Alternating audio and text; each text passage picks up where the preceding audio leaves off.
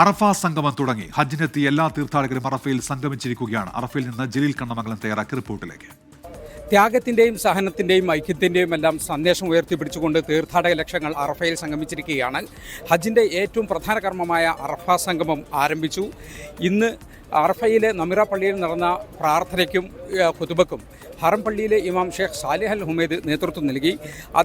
നമിറ പള്ളി തീർത്ഥാടകരെ കൊണ്ട് നിറഞ്ഞു കവിഞ്ഞിരുന്നു. അതേസമയം തീർത്ഥാടകരിൽ ഭൂരിഭാഗവും ഇന്ത്യയിൽ നിന്നുള്ള തീർത്ഥാടകരെല്ലാം തമ്പുകളിൽ ഇരുന്നു കൊണ്ടാണ് ആരാധനാ കർമ്മങ്ങൾ നിർവഹിച്ചു കൊണ്ടിരിക്കുന്നത്. ഞാനിപ്പോൾ മലയാളികളുള്ള ഒരു തമ്പിലല്ല. ഇവിടെ പ്രാർത്ഥനകളെല്ലാം ആരംഭിച്ചു കഴിഞ്ഞു.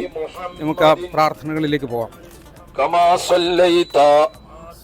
على إبراهيم وعلى آل إبراهيم إنك حميد مجيد اللهم بارك على محمد وعلى آل محمد كما باركت على إبراهيم وعلى آل إبراهيم في العالمين إنك حميد مجيد اللهم إني أسألك رضاك والجنة وأعوذ بك من سخطك والنار لا.